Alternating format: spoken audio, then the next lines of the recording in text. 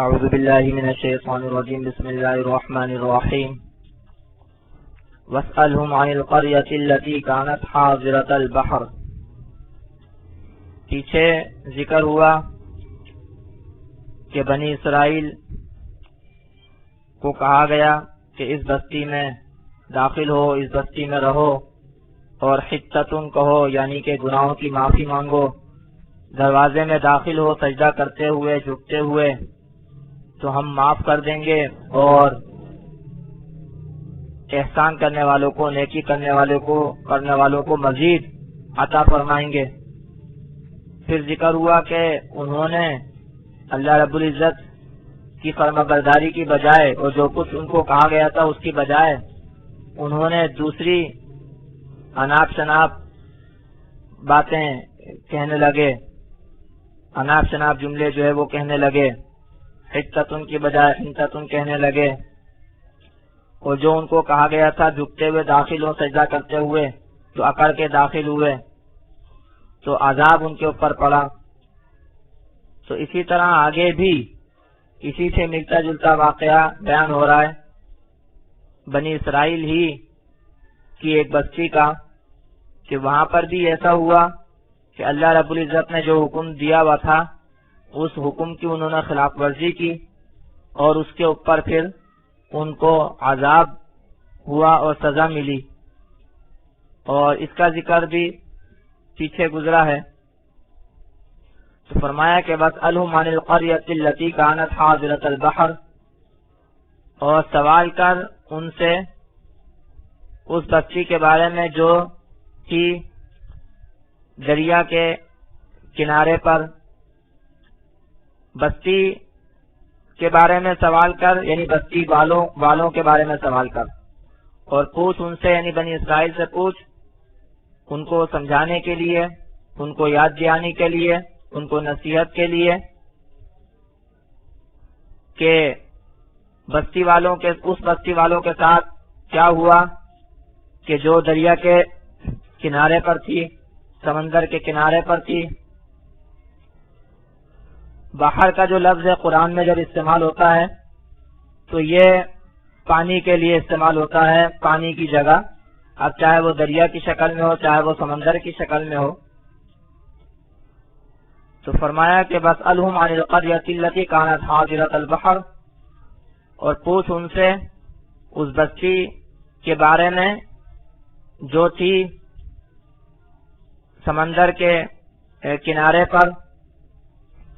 یعنی اس بستی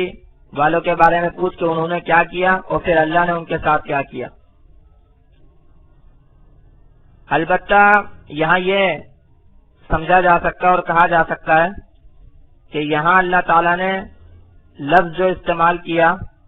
وہ بستی کا استعمال کیا، بستی والوں کا استعمال نہیں کیا، اس لیے کہ اس واقعے میں اس بستی کے محل وقوع کو بھی بڑا دخل تھا۔ اس بستی کا جو محل وقوع تھا، جس کو خود قرآن نے کہا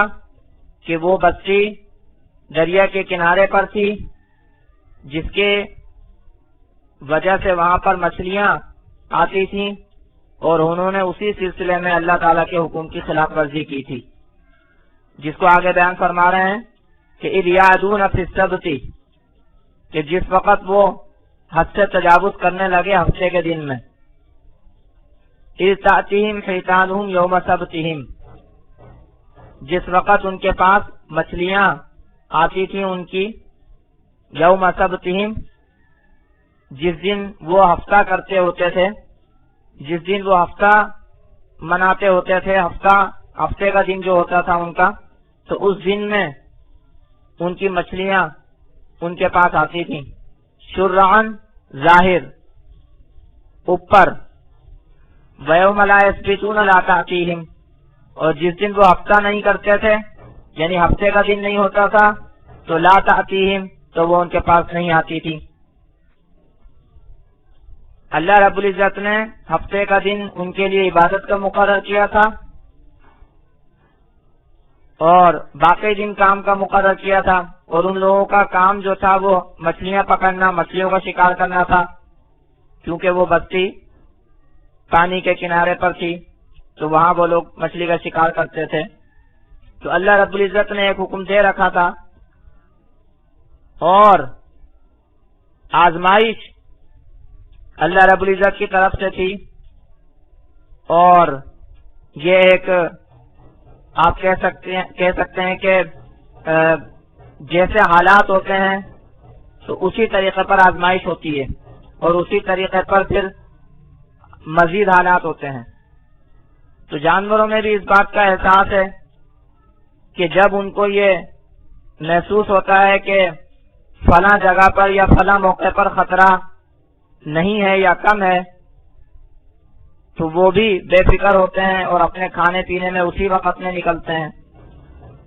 لیکن جب ان کو یا جس موقع اور جس وقت کے اعتبار سے ان کو زیادہ خطرہ محسوس ہوتا ہے تو اس وقت کے اعتبار سے اور اس موقع کے اعتبار سے ظاہر سی بات ہے کہ وہ بھی احتیاط رکھتے ہیں, وہ بھی بھاگتے ہیں. اتنا شعور تو اللہ نے جانوروں کو بھی دیا ہے. تو یہ وجہ بھی ہو سکتی ہے کہ جانوروں کا جو یہ شعور ہے کہ بھائی اس موقع پر چونکہ خطرہ کم ہوتا ہے تو ہفتے کے دن کو اللہ تعالیٰ نے عبادت کے لیے مقرر کیا ہوا تھا, مچھلیوں کا شکار منع تھا. تو شروع میں تو ایسا ہی ہوتا رہا کہ وہ مچھلیوں کا شکار نہیں کرتے تھے. تو گویا مچھلیوں نے بھی یہی محسوس کیا ہوگا کہ اس موقع پر اس وقت میں جو ہے وہ ہمارے لیے خطرہ کم ہے تو وہ زیادہ آنے لگیں ظاہری طور پر بالکل کھلے عام اپنے کھانے پینے کے لیے. تو یعنی یہ جو جانوروں میں جو شعور ہوتا ہے اس کے اعتبار سے اس طرح کے حالات ہو گئے. اور یہ بھی لکھا ہے مفسرین نے کہ آزمائش کے لیے ایسا ہوا کہ اللہ رب العزت ان کو آزمانا چاہتے تھے کہ ہم نے ان کے لیے یہ دن منع کیا ہے تو اس دن میں ہی اللہ نے مچھلیاں زیادہ بھیجی اور اس طرح ان کی آزمائش ہوئی. لیکن میں یہ کہوں گا کہ اللہ تعالیٰ بھی جو آزماتے ہیں تو اس کے لیے بھی جو حالات بنتے ہیں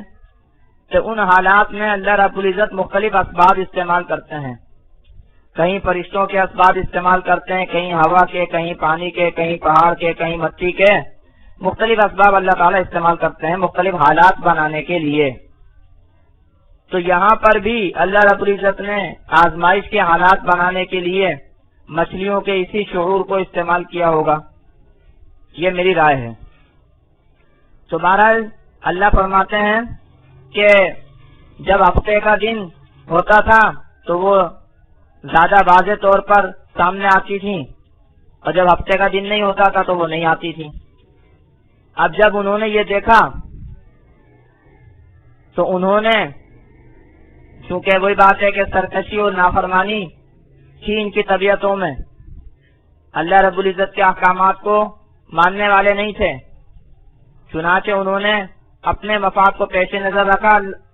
اللہ رب العزت کے حکم کو پس پش ڈالا اور مختلف ہیلے بہانے انہوں نے تراشے. مفسرین نے لکھا ہے کہ انہوں نے یہ طریقہ کار اختیار کیا کہ نالیاں بنا لی, چھوٹی چھوٹی نالیاں اور تالاب سے بنا لیے. اب دریا سے مچھلیاں نکل کر نالیوں کے ذریعے ان تالابوں میں آ جاتی. جب تالابوں میں آ جاتی تو ہفتے کے دن, جیسے یہاں پر قرآن میں بیان ہوا ہے کہ ہفتے کے دن وہ زیادہ آتی تھیں, تو ہفتے کے دن وہ نالیوں سے ہو کر تالاب میں آ جاتی تھیں. تو اب یہ ہفتے کے دن ان نالیوں کو پھر بند کر دیا کرتے تھے. اب مچھلیاں تالاب میں تو آ گئیں, واپس دریا میں جا نہیں سکتی. پھر یہ دوسرے دن آ کر جو ہے اپنے تالاب سے ان مچھلیوں کو پکڑ لیا کرتے تھے. تو یہ انہوں نے طریقہ اختیار کیا, اور ظاہر سی بات ہے کہ بظاہر تو اگر دیکھا جائے تو مچھلیاں تو یہ اگلے دن پکڑ رہے ہیں, مچھلیوں کو تو یہ اگلے دن پکڑ رہے ہیں, ہفتے کے دن ہی پکڑ رہے ہیں. لیکن اگر غور سے دیکھا جائے تو ہفتے کے دن یہ ایسے اسباب اختیار کر رہے ہیں, ہفتے کے دن ایسے انتظامات کر رہے ہیں کہ جس کے ذریعے وہ مچھلی پکڑ سکیں. گویا ہفتے کے دن بھی یہ کام کر رہے ہیں اور جو اللہ نے منع کیا تھا شکار، تو شکار نہیں کر رہا ہے، وہ شکار کر رہے ہیں، یعنی شکار کے اسباب اختیار کرنا شکار کرنا ہی ہے۔ نالیوں کو بند کرنا تو یہ بھی تو شکار کے ہی اسباب میں سے ہے، شکار کے ہی ذرائع ہیں، شکار ہی کا ذریعہ ہے۔ تو ہفتے کے دن یہ شکار باقاعدہ تو نہیں کرتے تھے کہ مچھلیوں کو پکڑیں، لیکن اس کے اسباب اختیار کرتے تھے، تو اللہ رب العزت نے اس کو بھی اسی میں شمار کیا، یعنی مچھلی پکڑنے میں ہی شمار کیا۔ تو گویا انہوں نے ایک ہیلا نکالا، ایک تدبیر نکالی جو کہ غلط نیت کے ساتھ تھی اور غلط تھی۔ اسی طریقے پر ہمیں بھی سوچنا چاہیے اور ہمارے علماء کو بھی سوچنا چاہیے کہ ہمارے اوپر جو اللہ رب العزت کے احکامات لاگو ہوتے ہیں مختلف مواقع پر، تو اس میں ہم اس طرح ہیلے بہانے نہ نکالا کریں، کیونکہ اصل مقصد ہے اللہ رب العزت کے حکم پر عمل کرنا۔ تو ہمیں یہ سوچنا چاہیے کہ ہماری نیت کیا ہے، ہماری نیت اللہ کو معلوم ہے، اور ہمارا طریقہ کیا ہے وہ بھی ہمیں اللہ کو جواب دینا ہے۔ تو نیت کے بارے میں بھی اللہ کو جواب دینا ہے، اللہ کو معلوم ہے، اور عمل اور طریقہ کار کے بارے میں بھی اللہ کو معلوم ہے، اللہ کا جواب دینا ہے۔ بھلے سے یہاں ہم اپنے ضمیر کو مطمئن کر پائیں یا نہ کر پائیں یا مختلف قسم کے دلائل دے دیں، لیکن دیکھنے اور سوچنے کی بات یہ ہے کہ کیا ہم اللہ رب العزت کو جواب دے سکیں گے یا نہیں۔ تو یہ بات ہمیشہ پیش نظر رہنی چاہیے۔ تو فرمایا کہ بسألہم عن القریۃ التی کانت حاضرۃ البحر، اور سوال کر ان سے اس بستی کے بارے میں جو تھی سمندر کے کنارے پر، اذ یعدون فی السبت، جس وقت وہ تجاوز کرتے تھے ہفتے کے دن میں، اذ تأتیہم حیتانہم یوم سبتہم، جس وقت آتی تھیں ان کے پاس ان کی مچھلیاں ان کے ہفتے کے روز میں، شرعاً ظاہر، ویوم لا یسبتون لا تأتیہم، اور جس دن وہ ہفتہ نہ کرتے تھے تو نہیں آتی تھی ان کے پاس۔ اللہ فرماتے ہیں کذالک نبلوہم بما کانوا یفسقون، اسی طرح ہم آزماتے ہیں ان کو بسبب اس کے کہ وہ فسق کرتے ہیں، نافرمانی کرتے ہیں۔ نافرمانوں کو اللہ تعالیٰ اسی طرح آزماتے ہیں۔ وَإِذْ قَالَتْ أُمَّةٌ مِّنْهُمْ لِمَ تَعِظُونَ قَوْمًا اللَّهُ مُهْلِكُهُمْ أَوْ مُعَذِّبُهُمْ عَذَابًا شَدِيدًا، اور جب کہا ان میں سے ایک جماعت نے کہ کیوں نصیحت کرتے ہو ایسی قوم کو کہ اللہ تعالیٰ ان کو ہلاک کرنے والا ہے، یا اللہ تعالیٰ ان کو عذاب دینے والا ہے، سخت عذاب۔ یعنی کچھ لوگ ان کو نصیحت کرتے تھے کہ بھئی ایسا مت کرو، اللہ تعالیٰ کے حکم کی خلاف ورزی ہوتی ہے، ایسا مت کرو۔ تو کچھ لوگ یہ ان کو منع کرتے تھے، تو کچھ لوگ ان منع کرنے والوں کو، ان نصیحت کرنے والوں کو یہ کہا کرتے تھے کہ بھئی تم کیوں نصیحت کر رہے ہو، تم کیوں نصیحت کر رہے ہو ایسے لوگوں کو کہ اللہ تعالیٰ ان کو ہلاک کرے گا یا اللہ تعالیٰ ان کو عذاب دے گا، تمہیں اس سے کیا؟ تو قالوا معذرۃ الی ربکم، انہوں نے کہا کہ تمہارے رب کی طرف عذر کرنے کے لیے، تاکہ ہم تمہارے رب کے سامنے عذر پیش کر سکیں، اپنا الزام دور کر سکیں کہ جی ہمارے اوپر تو کوئی الزام نہیں ہے، ہم نے تو اپنے طور پر کوشش کی تھی، ہم نے تو اپنے طور پر سمجھایا تھا، نصیحت کی تھی، ہماری ذمہ داری اتر جائے، ہم اپنی ذمہ داری سے سبکدوش ہو جائیں۔ تو قالوا معذرۃ الی ربکم، انہوں نے کہا کہ تمہارے رب کی طرف عذر کرنے کے واسطے، ولعلہم یتقون، اور امید ہے کہ وہ بچیں۔ مطلب یہ کہ اس میں دو فائدے ہیں، نصیحت کرنے میں دو فائدے ہیں۔ ایک تو یہ کہ اللہ تعالیٰ پھر ہماری پکڑ نہیں کرے گا، دوسرا فائدہ یہ ہے کہ شاید امید ہے کہ جن لوگوں کو ہم نصیحت کر رہے ہیں وہ لوگ بچیں، وہ لوگ باز آئیں۔ تو دونوں فائدے ہیں، اس لیے ہم ان کو نصیحت کرتے ہیں۔ یہاں اللہ رب العزت نے یہ جو مکالمہ ذکر کیا ہے، اس سے اللہ رب العزت نے یہ بھی واضح فرما دیا کہ جو نصیحت کرنے والے ہوتے ہیں ان کو نصیحت کرنا چاہیے، برے کاموں سے متعلق روکنا چاہیے، نصیحت کرنا چاہیے۔ یہ دو فائدے اس سے حاصل ہوتے ہیں کہ ایک تو اللہ تعالیٰ پھر ان کی پکڑ نہیں کرے گا، ان کو عذاب میں گرفتار نہیں کرے گا، اور دوسرا یہ کہ امید ہے کہ جو لوگ گناہوں میں مبتلا ہونے والے ہیں وہ سارے کے سارے یا ان میں سے کچھ گناہوں سے بچنے والے ہوں، پرہیز کرنے والے ہوں اور باز آ جائیں۔ تو فرمایا کہ وَإِذْ قَالَتْ أُمَّةٌ مِّنْهُمْ لِمَ تَعِظُونَ قَوْمًا اللَّهُ مُهْلِكُهُمْ أَوْ مُعَذِّبُهُمْ عَذَابًا شَدِيدًا، تو جب کہا ان میں سے ایک جماعت نے کہ کیوں نصیحت کرتے ہو اس قوم کو کہ اللہ تعالیٰ ان کو ہلاک کرنے والا ہے یا ان کو عذاب دینے والا ہے، ایسا عذاب۔ قَالُوا مَعْذِرَةً إِلَىٰ رَبِّكُمْ، انہوں نے کہا کہ تمہارے رب کی طرف عذر کرنے کے بعد سے، وَلَعَلَّهُمْ يَتَّقُونَ، اور امید ہے کہ وہ بچیں۔ آگے کیا ہوا کہ فَلَمَّا نَسُوا مَا ذُكِّرُوا بِهِ أَنجَيْنَا الَّذِينَ يَنْهَوْنَ عَنِ السُّوءِ وَأَخَذْنَا الَّذِينَ ظَلَمُوا بِعَذَابٍ بَئِيسٍ بِمَا كَانُوا يَفْسُقُونَ۔ اللہ فرماتے ہیں کہ پس جب وہ بھول گئے اس کو جو ان کو نصیحت کی گئی تو ہم نے نجات دی ان لوگوں کو جو منع کرتے تھے برائی سے، اور پکڑ لیا ان لوگوں کو جو ظلم کرتے تھے، برے عذاب کے ساتھ پکڑ لیا ان کو، بسبب اس کے کہ وہ نافرمانی کرتے تھے۔ تو اللہ تعالیٰ اب دیکھیں یہاں پر دونوں گروہوں کے بارے میں بتا رہے ہیں کہ جو منع کرتے تھے، منع کرنے کا فائدہ یہ ہوا کہ ہم نے ان کو نجات دی، ان کو اس برائی سے بھی نجات دی، اس برائی کے نتیجے یعنی برے عذاب سے بھی ان کو نجات دی۔ جبکہ جو لوگ اس برائی میں مبتلا تھے، اپنے آپ پر ظلم و ناانصافی کر رہے تھے اس گناہ کے ذریعے، تو اللہ فرما رہے ہم نے ان کو برے عذاب نے پکڑ لیا ان کی نافرمانی کی وجہ سے۔ تو فلما نسوا ما ذکروا بہ، پس جب وہ بھول گئے جو ان کو نصیحت کی گئی تھی، انجینا الذین ینہون عن السوء، نجات دی ہم نے ان لوگوں کو جو روکتے تھے برائی سے، واخذنا الذین ظلموا بعذاب بئیس بما کانوا یفسقون، اور پکڑ لیا ہم نے ان لوگوں کو جو ظلم کرتے تھے برے عذاب کے ساتھ پکڑ لیا ہم نے ان کو، بسبب اس کے کہ وہ نافرمانی کرتے تھے۔ اب یہ برا عذاب کیا تھا یہ آگے آ رہا ہے،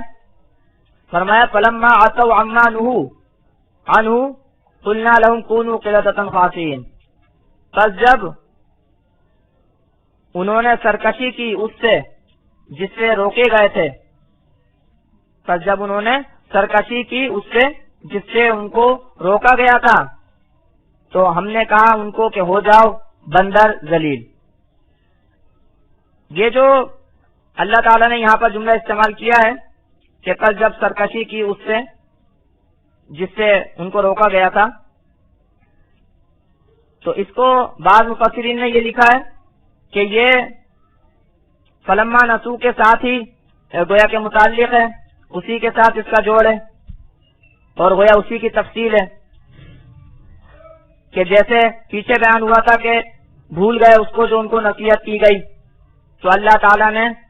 ان لوگوں کو تو نجات دی جو لوگ روکتے تھے، اور ان لوگوں کو پکڑ لیا عذاب کے ساتھ جو وہ ظلم کرتے تھے، وہ گناہ کرتے تھے، نافرمانی کرتے تھے، اور اسی کی تفصیل ہے کہ ان کو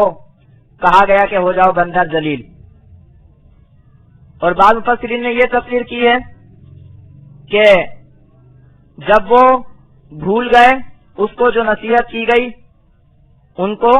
تو ہم نے نجات دی ان لوگوں کو جو روکتے تھے برائی سے، اور جو اللہ نے فرمایا کہ ہم نے پکڑ لیا ان لوگوں کو جنہوں نے ظلم کیا برے عذاب نے، تو گویا یہ جو برا عذاب تھا یہ دوسرا عذاب تھا، الگ قسم کا کوئی عذاب تھا، اور یہ جو آگے آ رہا ہے بندر ہو جانے کا عذاب یہ دوسرا عذاب تھا۔ یہ دو تفسیریں کی گئی ہیں، ایک تفسیر تو یہ کہ عذاب بئیس اور یہ بندر کا بن جانا یہ دونوں ایک ہی ہیں، اور دوسری تفسیر یہ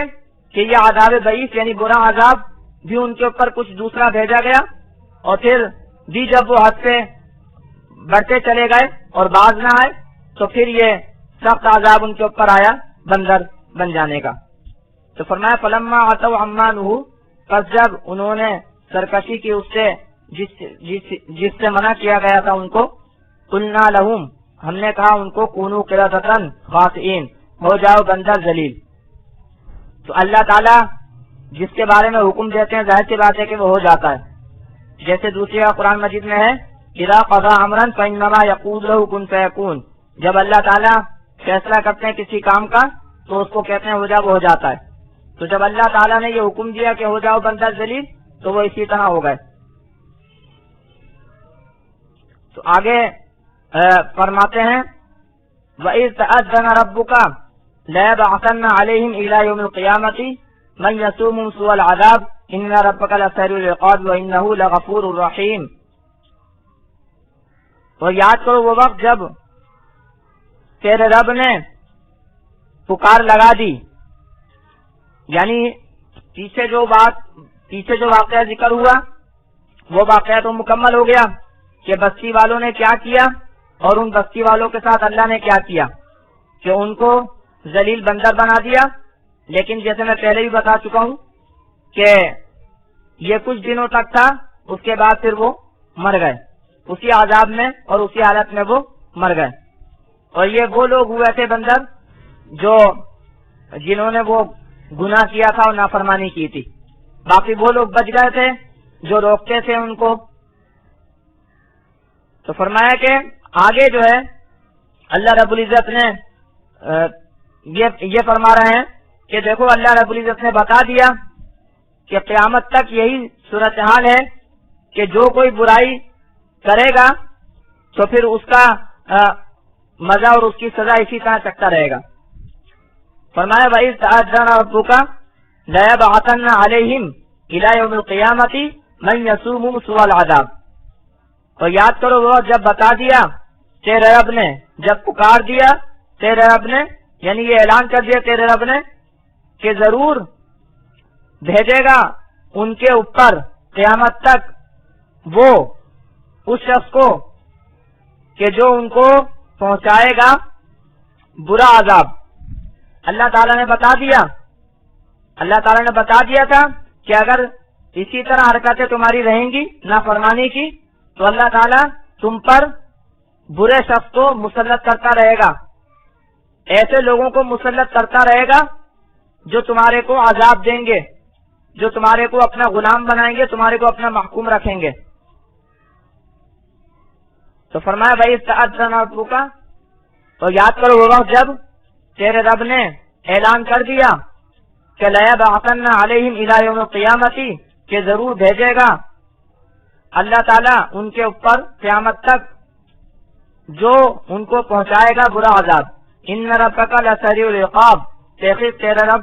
ضرور تیز عذاب والا ہے. تیز عذاب آتا ہے اللہ کا، پھر کوئی چھوٹ نہیں سکتا، بچ نہیں سکتا، بھاگ نہیں سکتا. ان ربک لسریع العقاب، تحقیق تیرا رب ضرور تیز عذاب والا ہے. وَإِنَّهُ لَغَفُورٌ رَحِيمٌ، اور تحقیق وہ ضرور بخشنے والا مہربان ہے. اللہ تعالیٰ جب عذاب دینا چاہتا ہے تو تیز عذاب ہے، اس سے کوئی بچنے والا نہیں، اس سے کوئی بھاگنے والا نہیں، چھوٹنے والا نہیں. اور اگر معاف فرما دے تو بہرحال بخشنے والا ہے، مہربان ہے، معاف بھی فرما دیتا ہے. اللہ تعالیٰ ہمیں بھی جو ہے وہ برائیوں سے بچائے اور اپنی بخشش اور مہربانی کا معاملہ ہمارے ساتھ فرمائے.